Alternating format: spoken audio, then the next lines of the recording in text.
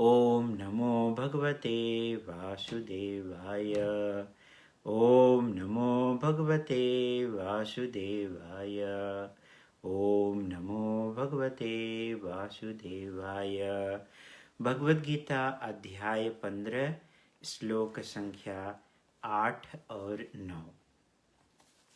अध्याय 15 पुरुषोत्तम योग। पुरुषोत्तम महीना भी चल रहा है और हम लोग पुरुषोत्तम योग पढ़ भी रहे हैं। तो शुरू के 5 श्लोक में भगवान ने बताया हुआ था कि ये भौतिक जगत जो है आध्यात्मिक जगत की परछाई है और ये बरगद के वृक्ष के जैसा ही है आध्यात्मिक जगत। और उसका जो रिफ्लेक्शन अगर हम किसी तालाब के किनारे, पानी के किनारे अगर देखेंगे तो उसकी जो जड़ें हैं वो ऊपर की तरफ दिखती हैं और डालियां नीचे की तरफ और पत्तियां ऐसे नीचे की तरफ फैली हुई होती हैं। तो ये जो स्पिरिचुअल जगत की परछाई जो है वो वास्तविक परछाई है और वो भौतिक जगत है। और यहाँ पे जो बरगद का पेड़ है वो जो शाखाएं हैं वो अलग अलग ग्रह हैं और जो उसकी जड़ है वो ऊपर सत्यलोक की तरफ की ओर है। जब उस जड़ को काटेंगे तो ओरिजिनल जड़ की तरफ जा सकते हैं जो कि स्पिरिचुअल जगत की तरफ जाती है। और इसको ज्ञान की धार लगा करके वैराग्य की कुल्हाड़ी से इसको काटा जा सकता है। बट उसके लिए वही कर सकता है जो वेदों को अच्छी तरह से जानता है और साथ में ये वो कर सकता है जिसके अंदर मिथ्या अहंकार, मोह, द्वंद्व ये सबसे छुटकारा पा लिया हो और जो एकनिष्ठ भाव से भगवान की शरण लिया हो। फिर दूसरा सेक्शन हम पढ़ रहे हैं जो कि 6 श्लोक से लेकर के 11वें श्लोक में। तो 6 और 7 में भगवान ने बताया था, 6 में एक ग्लिम्स दिया कि ये हमारा जो आध्यात्मिक जगत है वहाँ पे चंद्र और सूर्य और अग्नि और बिजली से वो प्रकाशित नहीं होता है, वो स्वतः ही दिव्यमान है। उसके बाद फिर वो बोले हैं कि जो जीव है वो मेरा ही अंश है जो कि सनातन है, लेकिन इस भौतिक जगत में आकर के वह जो है मन और 5 इंद्रिय इन सबको मिला करके 6 इंद्रियों के द्वारा जो है वह इस भौतिक जगत में घोर संघर्ष कर रहा है। तो उसके आगे फिर भगवान बता रहे हैं कि वो कैसे घोर संघर्ष कर रहा है। अब हम उस सेक्शन में जा रहे हैं। शरीरम यतः अपवाप्नोति यत च अपि उत्क्रामति ईश्वरः गृहीत्वा एतानि संयाति वायुः गन्धान इव आशयात्। इस संसार में जीव अपनी देहात्म बुद्धि को एक शरीर से दूसरे में उसी प्रकार ले जाता है जिस प्रकार वायु सुगंधि को ले जाता है। इस प्रकार वह एक शरीर धारण करता है और फिर इसे त्याग कर दूसरा शरीर धारण करता है। इसी से जुड़ा हुआ 9th श्लोक है। तो हम 9th में देखते हैं कि भगवान क्या बता रहे हैं। श्रोत्रम चक्षु स्पर्शनम च रसनम घ्राणम च एव च अधिष्ठाय मनः च अयम विषयान उपसेवते।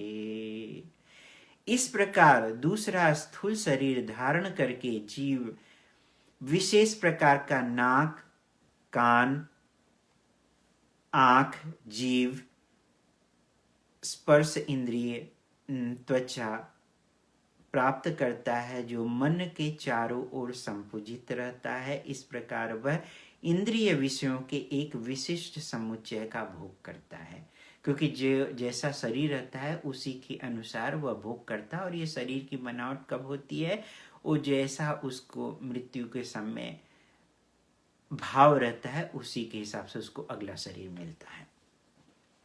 तब देखते हैं कि प्रभुपाद जी इसके तात्पर्य में क्या बता रहे हैं।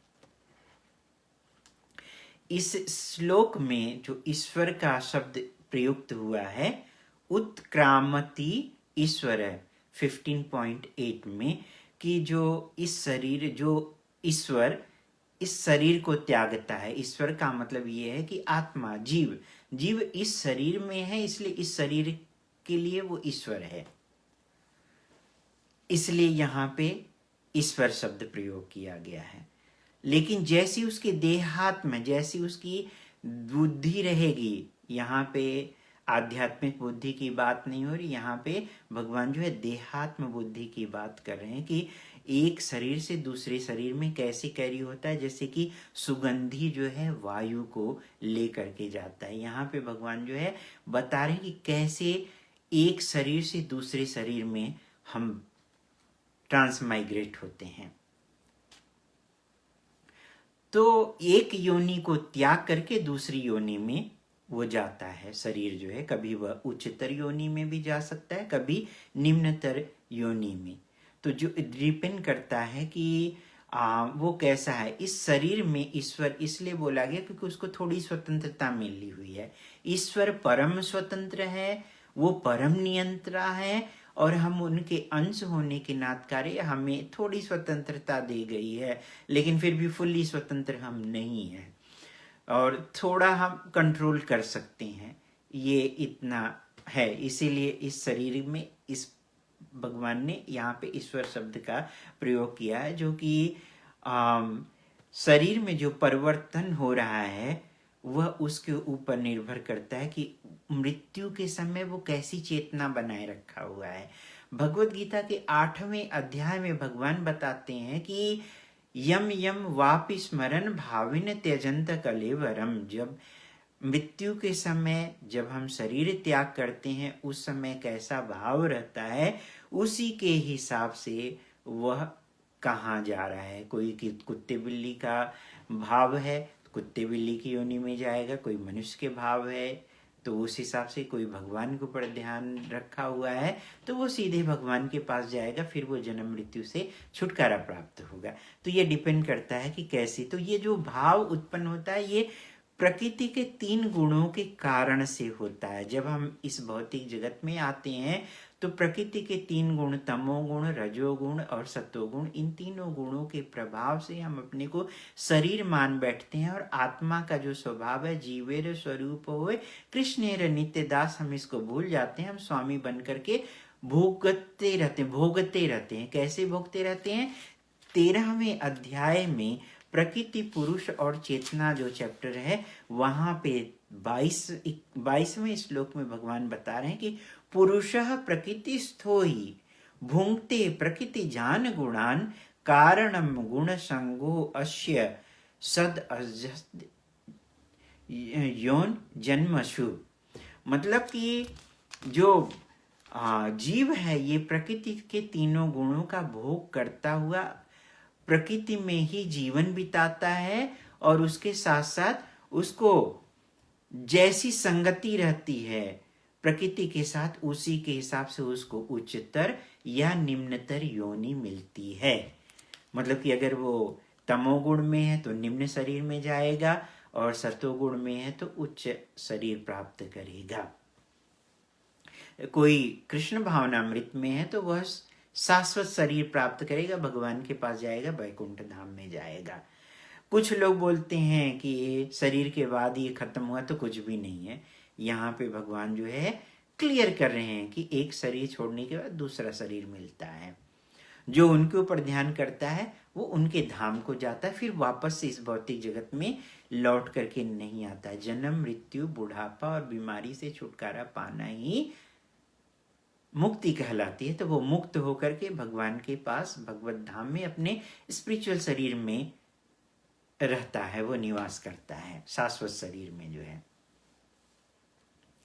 तो ये जो है देहांतरण जो है ये चलता रहता है, और जो अभी हम जो वर्तमान में किए रहते हैं वो हमारा अगला शरीर निर्धारित करेगा कि जब हम इस शरीर को त्यागेंगे तो वो जो है दूसरा शरीर जो हमारे मन, बुद्धि, अहंकार जो ऐसा मन रहेगा उसी के हिसाब से वो जो सूक्ष्म शरीर है वो अगला शरीर जो है स्थूल शरीर का निर्माण करता है। इसका मतलब कि वो बीज का कार्य करता है। तो अगले जीवन में जो होगा देहांतरण जो होता है वह इसी तरह की प्रक्रिया है, और इसी में ही हम घोर संघर्ष कर रहे हैं। 7वें श्लोक में भगवान ने बताया था कि ये घोर संघर्ष कर रहा है जीव, जो कि वह शाश्वत है, सनातन है, फिर भी वह संघर्ष कर रहा है। तो उसके बाद चूंकि अब वो कैसे संघर्ष कर रहा है, तो वो विशेष प्रकार का जो है स्थूल शरीर, जो कि हमें दिखाई देने वाला शरीर है, ऐसा धारण करता है। विशेष प्रकार का नाक, कान, आँख, जिह्वा और त्वचा, ये सब धारण करता है। और फिर उसके चारों तरफ मन जो है संपूजित रहता है और वह उस विशेष प्रकार का इंद्रिय विषय का भोग प्राप्त करने वाला शरीर प्राप्त करता है। तो ये डिपेंड करता है कि मूलतः उसकी चेतना क्या है। निम्न चेतना है कुत्ते बिल्ली जैसी, तो उसको कुत्ते बिल्ली का शरीर मिलेगा। किसी कोई नग्न अवस्था में रहना चाहता है तो उसको जो है पेड़ के शरीर मिलेगा, वह पेड़ बन करके नग्न अवस्था में रह सकता है। तो ये डिपेंड करता है कि कैसा है। कैसे? जैसे कि पानी में अगर कोई रंग मिला जाए तो वो पानी उसी तरह का दिखता है। सेम उसी तरह से उस विशेष प्रकार की चेतना के अनुसार उसको उस तरह का विशेष शरीर मिलता है। कोई अगर शुद्ध आत्मा है और वह पूर्ण रूप से शुद्ध है तो वह भौतिक गुणों से परे रहेगा और वह शाश्वत शरीर को प्राप्त करेगा, क्योंकि वह भगवान की भक्ति में लगा रहेगा। तो शुद्ध आत्मा का मतलब कि जो कि पूर्ण रूप से भगवान के प्रति समर्पित हो, उसका जो कुछ भी कार्य क्रियाकलाप है वह सब कुछ भगवान से जुड़ा ही होता है। तो जो वास्तविक चेतना है वो यही होती है कि हम भगवान के दास हैं और भगवान हमारे स्वामी हैं। स्वामी का कार्य क्या है? दास से सेवा लेना, और दास स्वामी की सेवा करता है और ताकि वह स्वामी को संतुष्ट करे जो है। लेकिन यहाँ पे स्वामी ने, भगवान ने जो है हमको थोड़ी स्वतंत्रता दे रखी है, फ्री विल दे रखा है, इच्छा शक्ति कि आप अपनी इच्छा से हमारी सेवा करो, या नहीं करना चाहते हो तो कोई बात नहीं। तो जो नहीं करना चाहे वो इस भौतिक जगत में डाल दिए गए और 84 लाख योनियों में से हम भटक रहे हैं और हम कोशिश कर रहे हैं कंट्रोल करने की, अब इंद्रिय तृप्ति में लगे हुए हैं, लेकिन हम उसमें भटकते ही जा रहे हैं। एक शरीर से दूसरा शरीर हम धारण करते जा रहे हैं। जब हम पूर्ण रूप से थक जाते हैं कि हमारे बस में कुछ नहीं है, तब हमें पता चलता है कि हम शरीर नहीं, हम आत्मा हैं, क्योंकि हमारी बस में कुछ नहीं। आत्मा के अलावा परमात्मा है, परमात्मा के ही कंट्रोल में सब कुछ है। हम सूक्ष्म ईश्वर, ईश्वर अधीन ईश्वर हैं, श्रील प्रभुपाद जी ने बताया हुआ है। तो जब हम इसको रियलाइज करते हैं तो हम अपने जो पूर्ण ईश्वर हैं, स्वामी हैं, उनसे हम जुड़ने की कोशिश करते हैं। और जो जुड़ने की कलयुग के लिए सबसे बेस्ट विधि है वह है भगवान के भक्तों का संग, जो कि शुद्ध भक्त हैं, जो प्रामाणिक हैं, जो परंपरा से जुड़े हुए भक्त हैं। उनकी संगति में जब हम आते हैं तो भगवान के नाम का भजन क्रिया करते हैं। तो भजन क्रिया से फिर हम धीरे धीरे अपने अंदर से अनर्थ निवृत्ति करते हैं, अनर्थास निकालते हैं। फिर निष्ठा के स्टेज पे आते हैं, निष्ठा से आसक्ति, रुचि, फिर आसक्ति, फिर भाव, और तब जाकर के प्रेम के स्टेज में जाते हैं। तो ये स्टेप बाय स्टेप प्रोसेस है। लेकिन जब हम ये प्रामाणिक गुरु के निर्देशन में रह करके भगवान की भक्ति करेंगे तभी ये संभव है। तो इस तरह से ये ट्रांसमाइग्रेशन चलता रहता है, और जो समझदार है वह भगवान की शरण लेता है और फिर वह इस जन्म मृत्यु के चक्कर से निकल करके बाहर आ जाता है। तो जो भजन क्रिया का मतलब कि भगवान के नाम का जप करना, हरे कृष्ण कृष्ण कृष्ण हरे हरे, हरे राम राम राम हरे हरे, इस मंत्र का जप करके हम वास्तव में अपनी वास्तविक स्थिति में आएंगे। और हमारे अंदर से जो ईर्ष्या है, भय है, और फिर लालच है, मोह है, वो सब धीरे धीरे खत्म होने लगेगा। इवन अवसाद भी खत्म हो जाता है, किसी भी तरह की कोई कलमश है वो सब कुछ पूरी तरह से खत्म होकर के हम पूर्ण शुद्ध हो सकते हैं, क्योंकि अभिन्नत्व नाम नामिनो, भगवान और भगवान के नाम में कोई अंतर नहीं है। तो जब हम भगवान के नाम का जप कर रहे हैं तो इसका मतलब कि हम भगवान से जुड़ रहे हैं। इसलिए हमें बहुत ही केयरफुल होकर के भगवान के नाम का जप करना है, और वो भी भक्तों के संग में, अपने मन से नहीं। अपने मन से कुछ किए तो हमें पता चलेगा कि कुछ क्या हो रहा है, कैसे अपने मन से स्पेकुलेट करते जाएंगे। लेकिन जब हम भगवान के भक्तों के संग में रहेंगे तो वो बताएंगे कि ये करेंगे तो ऐसा होगा, ये करेंगे तो ऐसा स्टेज आएगा, फिर ऐसा है। क्योंकि भगवत गीता में भगवान बोलते हैं कि ये जो भक्ति है, जो परफॉर्म करता है, जो इसको करता है, वह खुद महसूस करता है, उसको डायरेक्ट जो है वो फील कर सकता है। सुसुखम कर्तुम अर्हसि, वो बहुत ही आराम से सुखी होकर के वो भगवान की भक्ति परफॉर्म करता है। और ये जो ज्ञान है सभी विद्याओं का राजा है, ये राज विद्या राजगुह्यम। तो ये जो है सबसे अति गुह्य ज्ञान है और समस्त विद्याओं का राजा है, और उसके साथ साथ जो है ये परम पवित्र है।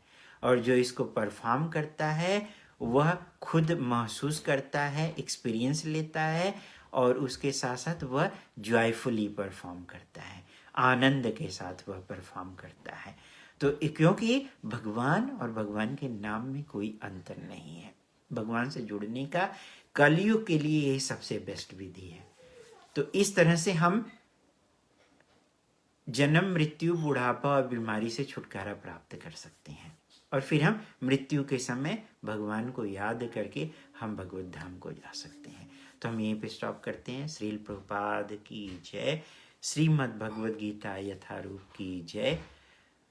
और आप लोगों से रिक्वेस्ट है कि प्लीज़ आप लोग इसको शेयर करें ताकि अन्य लोग भी फ़ायदा उठा सकें। जो लोग यूट्यूब पे देख रहे हैं वीडियो, सब्सक्राइब करिए और अपने फ्रेंड लोगों को भी बोलिए, परिवार के लोगों को भी बोलिए, ताकि सभी लोग इसका लाभ उठा सके। कमेंट डालिए, कोई प्रश्न है तो अवश्य आपको जवाब मिल दिया जाएगा, और लाइक भी करिए, शेयर भी करिए।